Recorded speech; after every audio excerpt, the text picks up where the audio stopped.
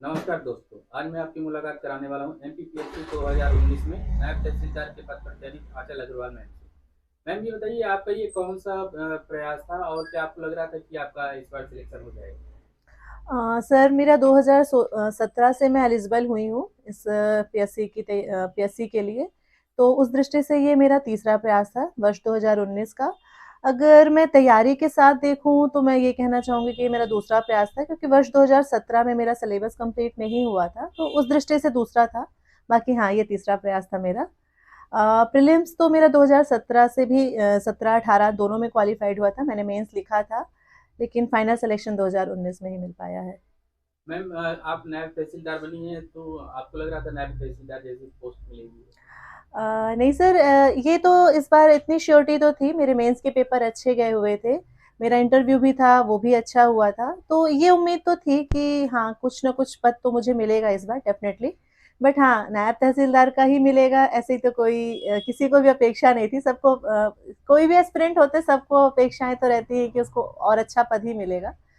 तो उम्मीद और अच्छे की थी, लेकिन हाँ, ये श्योरिटी थी कि इस बार कोई ना कोई पद मिल जाएगा। मैम आप महिला बाल विकास विभाग में पर्यवेक्षक के पद पर पदस्थ हैं, आप जी। कैसे उसका चयन हुआ था और उसके बारे में बताइए। इसकी जो वैकेंसी आई थी वर्ष 2017 में आई थी।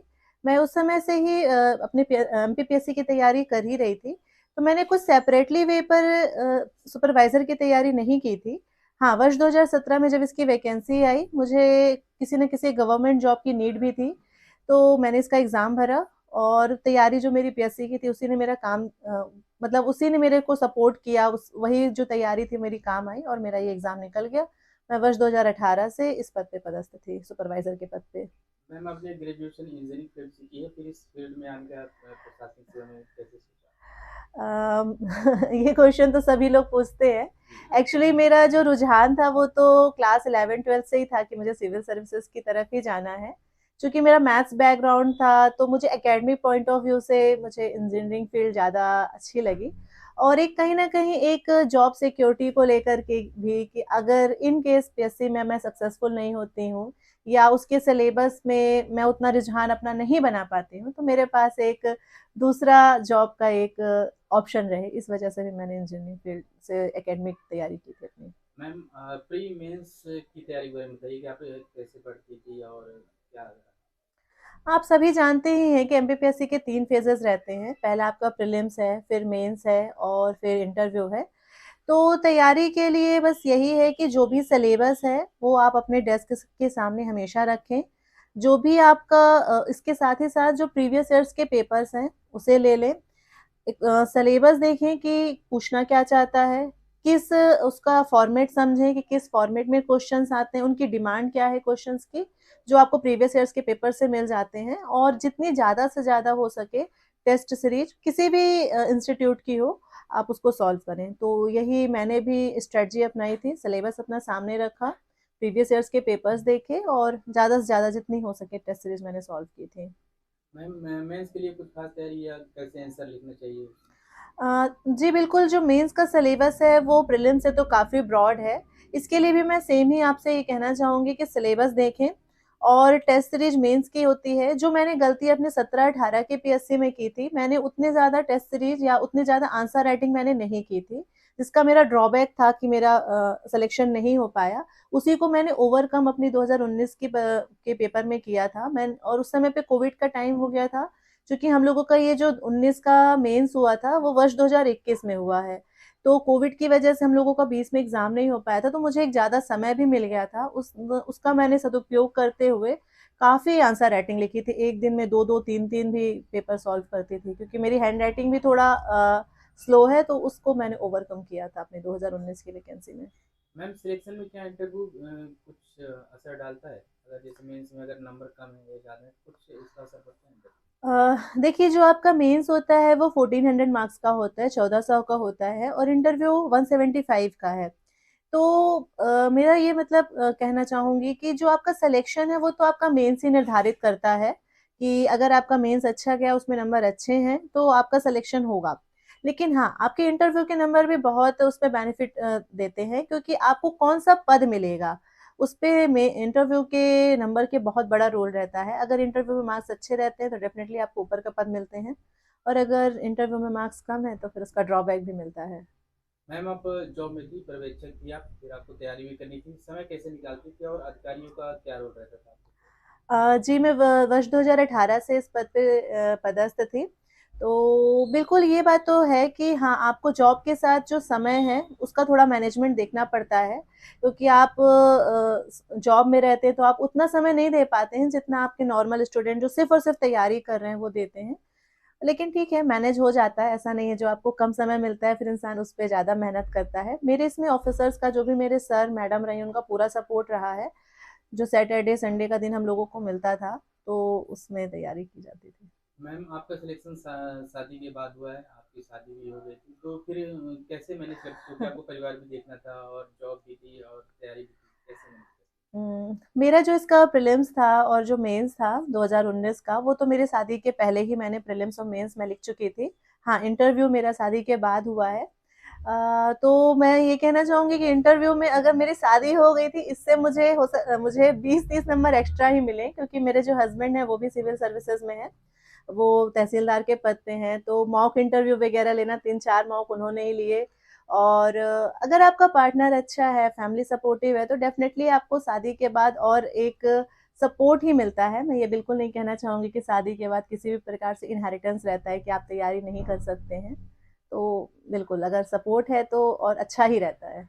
मैम अधिकतर महिलाओं का मानना होता है कि शादी के बाद करियर के ऑप्शन समाप्त हो जाते हैं, मौका नहीं मिलता, तो इस बारे में आप क्या मानते जी, ये बात तो है कि हाँ, आपकी रिस्पॉन्सिबिलिटीज़ तो बढ़ जाती हैं, डेफ़िनेटली बढ़ जाती हैं। बट अगर वही मैं फिर से दोहराना चाहूँगी कि अगर आपके पार्टनर का, आपकी फैमिली का सपोर्ट है, तो वो चीज़ें जो और भी हर्डल्स हैं, वो और भी ओवरकम हो जाते हैं और आप और आसानी से भी पढ़ाई कर पाते हैं। हैं? मैम अगर परिवार का सहयोग है तब तो बात ठीक है, लेकिन अगर किसी कारण से सहयोग नहीं मिल पाता और तैयारी भी करनी है, तो कैसे मैनेज देखिए, जिन भी बच्चों में अगर जुनून है कि हाँ, हमें तैयारी करनी है, तो मुझे ऐसा लगता है कि परिवार उनका सहयोग हमेशा देता है, क्योंकि परिवार उनके साथ ही है, उनका दुश्मन तो बिल्कुल नहीं है। अगर बच्चों में ललक है, वो आगे पढ़ना चाहते हैं, आगे बढ़ना चाहते हैं, तो मुझे लगता है कि परिवार सहयोग देता है और परिवार को सहयोग देना भी चाहिए। अगर लड़कियाँ शादी के चाहे पहले हों, चाहे शादी के बाद भी, अगर वो आगे बढ़ना चाहती हैं, तो परिवार को भी उसको समझते हुए सहयोग देना चाहिए।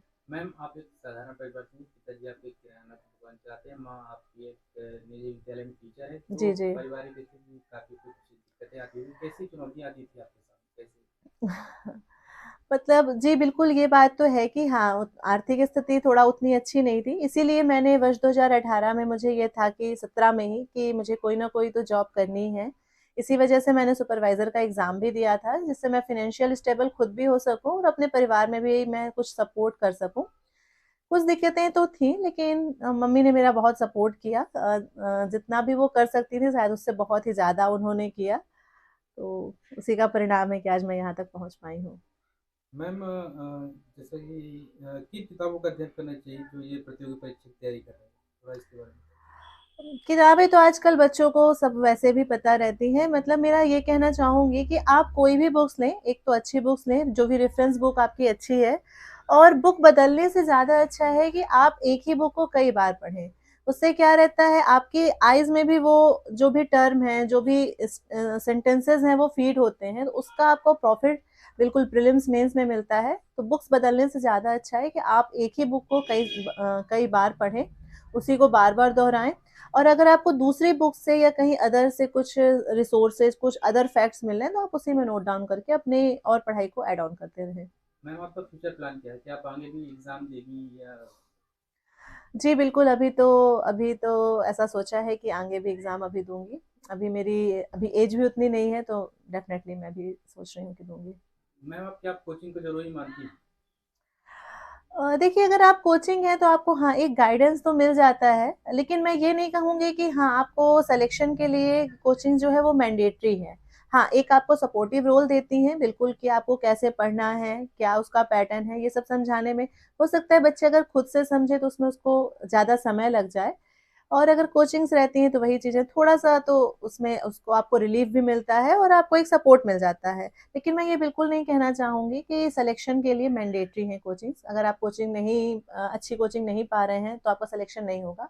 और वर्तमान सिनेरियो में तो आपको यूट्यूब्स वगैरह के माध्यम से ऑनलाइन क्लासेस हैं, तो बच्चा कहीं का भी हो, किसी भी गाँव का भी हो, तो वो भी ईज़ी वे पे उन कोचिंग्स में अपना मतलब ऑनलाइन क्लासेस वो ले सकता है। मैम, जो बच्चे प्रतियोगी परीक्षा की तैयारी कर रहे हैं उनको आप क्या संदेश देना चाहेंगे? जो भी बच्चे तैयारी कर रहे हैं मैं उनको बस इतना ही कहना चाहूँगी कि अगर आपने सोचा है किसी भी गोल को, किसी भी लक्ष्य को पाने के लिए, तो पूरी ऑनेस्टी के साथ, पूरी ईमानदारी के साथ उसको सिलेबस सामने रखते हुए, उसके पैटर्न को समझते हुए, बिल्कुल ईमानदारी के साथ कंटिन्यूटी मेंटेन करते हुए पढ़ाई करिए। हो सकता है कुछ विलंब लगे, कुछ लेट हो आपके सिलेक्शन में, बट अगर आपने ईमानदारी से अपनी तैयारी की है, तो डेफ़िनेटली सिलेक्शन तो होता है।